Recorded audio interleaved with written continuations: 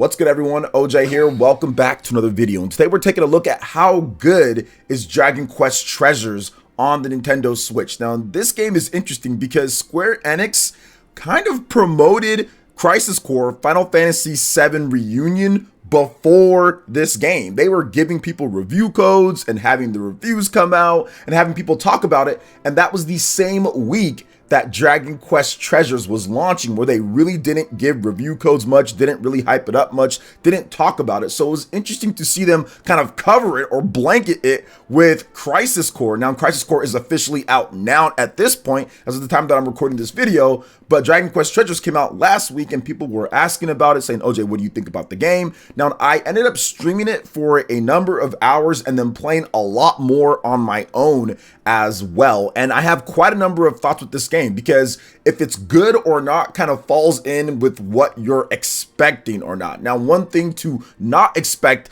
is a game that's going to be priced underneath the full price, which I thought was a little bit interesting now that I've played this game for a number of hours. I thought that this game should probably be a $50 game. Crisis Core is a $50 game, and I know that Crisis Core is a remake or remaster of a game, and Dragon Quest Treasures is brand new, so I understand that. But after playing, it definitely seemed like this would have been a good $39.99 or $49.99 type of game, not full price. So it is what it is there. Now let's talk about everything else with the game. So let's start off with the graphics. Now, the graphics in the game are solid for what they're trying to do. This is a prequel to Dragon Quest 11. So Eric and his sister, they're younger, they're kids, maybe 10, 11 years old, somewhere in that range. And it's not set in exactly what's going on in Dragon Quest 11. So don't expect that type of turn-based gameplay or that type of depth or the graphics. It's not anything like that. Now, it does have a similar look here and there,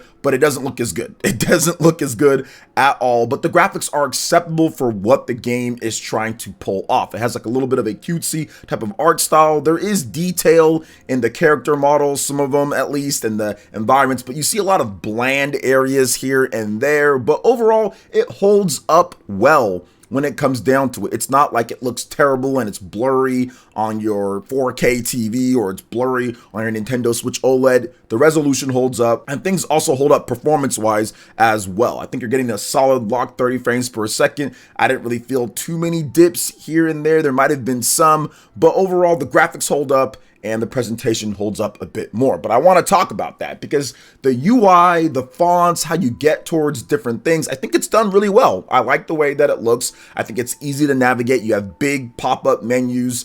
You have easy to navigate mission structure. So let's say you have a mission where you have to go to 3 different places or there's multiple objectives. You can track it yourself, and also a little like hollow type of thing will show up as well to show like where this mission is and kind of what's going on with it. Now, this is an action RPG. This is not a turn-based RPG like I stated before with Dragon Quest 11 or the typical Dragon Quest games. It's an action RPG.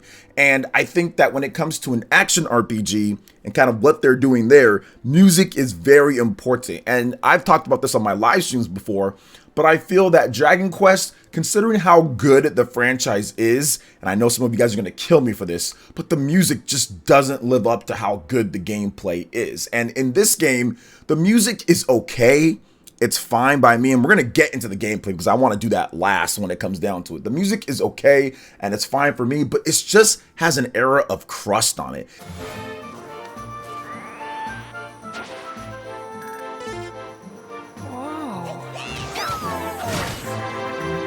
It feels corny. It feels like there's too many trumpets or trombones. It feels like almost like that one song, like burnt no. Stop it! Cut it out! It feels like that at times, and it makes me not want to play the game with this music. Now, when I play RPGs, I'm used to incredible music. I talked about Chained Echoes the other day. That is an indie RPG that has fantastic music. Even games like Pokemon Legends Arceus, Pokemon Scarlet and Violet, Xenoblade Chronicles 3, Triangle Strategy, the list goes on and on. Live Alive. There are so many RPGs that come out in today's day and that have came out on the Nintendo Switch that just have banger soundtracks, because you know if you're going to be playing a game for 30, 40 hours plus, you're going to have that sweet music.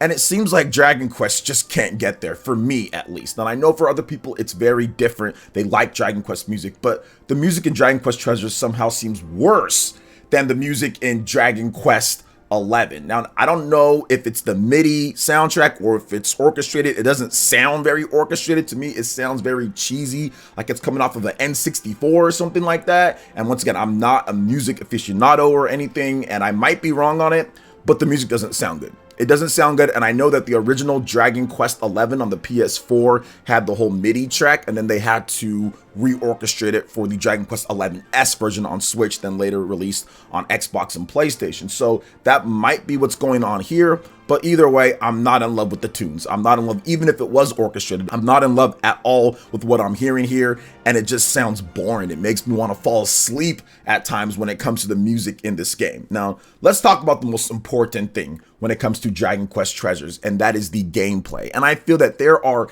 a lot of great ideas in this game. I'm going to go over the good, and then we'll talk about the bad. So the good is the different monsters in this game. Like, you have 3 different monsters that you can use at any point. And essentially what you're doing is that you're going on these missions to restore your base area, but then also collect treasure. You find these magic daggers, and these magic daggers let you do crazy cool things and go to different places, and you find this whole area full of treasure. But then you have to get your team, you have to get your squad, you have to get people to help you restore your base area, then also find all this treasure. And that's where the monsters play a part. You have this cool little slingshot that you can use in addition to your dagger for melee attacks, and you can recruit monsters by hitting them with like a friend pellet, and then from there they'll be able to be recruited in your base. So that's awesome. And the slingshot in the game feels really good. I like how it zooms in and kind of gives you that Resident Evil type of vibe when it comes to the camera angle and being able to shoot monsters with different types of pellets. You've got like frizz pellets for fire, you've got like ice pellets, you got different types of pellets, you got like hard hitting pellets to hit enemies. It's great. And then your monsters that you recruit will also help you smack down people. So they'll be doing different attacks, and you can also do super attacks with them. You can kind of go into your whole unlimited phase as well and have boosted speed. So there's some really cool things with this game, and the exploration is also good as well, because you can use your monsters to get to higher places, or to be able to glide, or to be able to kind of see different vision areas that you wouldn't be able to get to before, or just different places. It's a really cool system that encourages you fighting a lot of different monsters, collecting them almost like an action RPG Pokemon game, which is good. I like that quite a bit. But here's the problem with the gameplay. Here is the big issue, at least that I have with it. It's the melee attacking. Like, the melee attacking in this game is not fun, and for some reason it's laggy. Like, as soon as I press the button, like, the attack comes out like Elden Ring style, like a lot later. Like the combat, it's okay. Like, it's not like, see what I'm saying? Like, there's a little bit of a wind up. It's not, there's a little bit of a wind up on the attack, which is fine. Once you get the next attacks in, those don't feel that, they feel like they come out faster. But there's definitely a little bit of like wind up on her attack, right? That doesn't feel as fast or as fluid. And you can't like hit, then like pause and do it again. Once she's in her animation, if you don't press it right away, another one won't come out. See what I'm saying? You have to mash, or you have to press it right after in order to do the combo. But somehow it feels even worse when it comes down to it. There seems to be a tremendous amount of startup with your attacks. Now, if you jump and you hit the attack button, it's a little bit faster, but I don't feel like jumping and hitting the attack button each time. So the melee attacking just feels off, and it doesn't feel fluid either. So essentially you can do a multi-hit combo, right? But if you don't mash the attack button from the beginning, your combo won't come out. So what I mean by that is that if you press the attack button, then kind of wait a little bit, then press it again, your character's just gonna finish their first attack animation, and then they won't do anything. anything. So it doesn't combo up or it doesn't queue up the attacks like what you'd want to see in a fluid action game. So even being able to hit the attack button once and then maybe dodge in between, then hit the attack button again and have it be fluid, well, that's not the case here. Everything comes out a bit laggy, so it makes doing melee attacks incredibly tedious and something that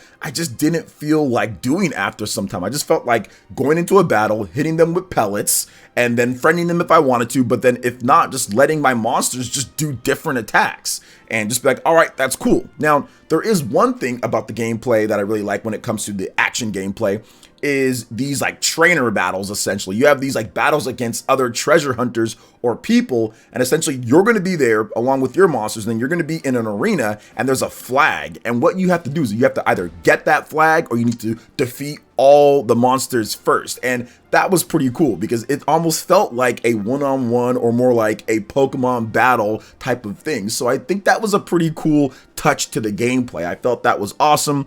I like some of the stuff there, but we need to talk about another aspect of the gameplay, because I feel in this type of game, it's a spin-off, it's not a mainline Dragon Quest game. The amount of talking, and I'm a story person, I like story, I think story's good, but the amount of talking in this game, useless talking be it that, people just blabbing on and just going on and going on, is just kind of ridiculous. I think that a game like this, when it comes to a spin-off, treasure hunting, gameplay focus, needs to do the least amount of talking and story and the most amount of actually going in there and playing. There was just so many times where I'm just sitting there listening to someone talk about stuff for like never ending, and I'm like, why are they talking so much? Just let me get to the gameplay. Now, once you do get into the gameplay can be fun, right? Aside from the whole melee lag, it can be fun. It can be cool to go through and collect the treasures and find different things. Like, I like the dynamics of it, but the amount of talking and stuff to me is just way too much for this style of game. Now, maybe Square Enix felt that, okay, with this amount of story and with what we're doing with the writing, that it deserves to be the $60 price tag, or that's what justifies it. And I can understand that for some people. Like, some people are going to love the story in this game, but I particularly do not love the story. Now, do I think that it's probably a good story? Yeah, like everything that they've set up so far is okay. It's not necessarily bad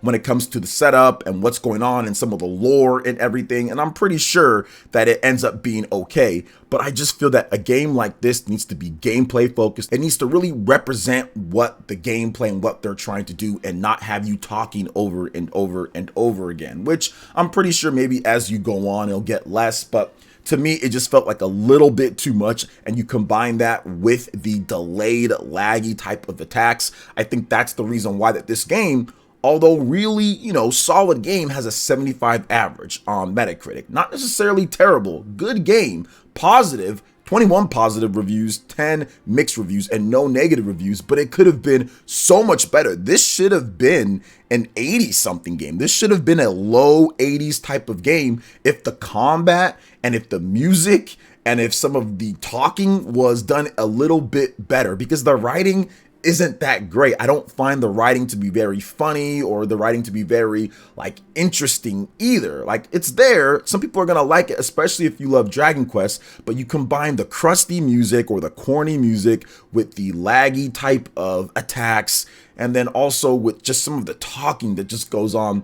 It just makes me want to just turn off the game. I'll be completely honest with you guys, completely honest with that. But I think that if you can get past some of those things, or if that stuff doesn't annoy you at all, and if you're interested in playing a really cool Dragon Quest spinoff and you like the music, you like how the presentations and the fonts, it's all based off of Dragon Quest 11. If you like all that, if you like Eric and his sister as well, and the tag team type of gameplay that they have with the monsters and being able to collect and organize and treasure hunt and explore, this game is worth a pickup. Now, I'm not sure if it's worth a pickup at $60 because I feel that might be a little bit too much, but I think that down the line it will be worth a pickup to play to see if it's your cup of tea. Now, I also will say that the physical copy of this game will probably end up being rare at some point years down the line, because I don't think Square Enix had that much confidence in the game, because they were already marketing Crisis Core a week before, and telling people to play this and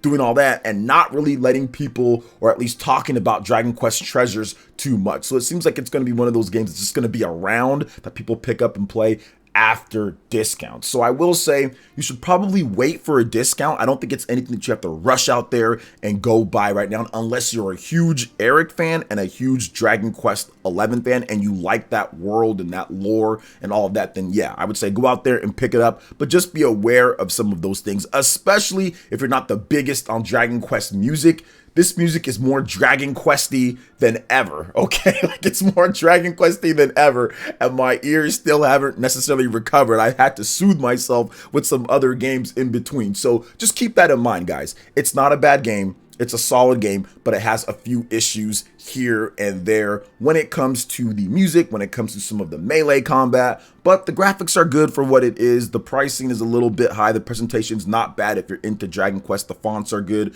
the UI is good, and the gameplay elements are really good. The design of the game is solid in terms of what they have you doing, the presentation of it, the look of it, how you have like the different waypoints, and all of the quality of life stuff that's built in makes the game a solid game, which I can see why it's in the mid 70s type of score overall. So those are my thoughts on Dragon Quest Treasures on the Nintendo Switch. For right now, it's a Switch exclusive. I'm not sure if it's going to come over to PC or other platforms. I think it probably will later down the line. So maybe a 60 frames per second version will fix some of the issues when it comes to like the attacking. Maybe not really sure. But either way, I think that once again, it's a solid game that maybe you should pick up later down the line once there's some price drops on it. So what do you guys think about Dragon Quest Treasures? Have you played it already? You planning on picking it up now? Planning on waiting, maybe renting? Let me know your thoughts in the comment section below. All right, guys, that wraps it up for this video here. Thank you so much for watching. I do appreciate it. Please make sure you hit that like button, subscribe if you're someone new, click that notification bell, and we will see you for the next video.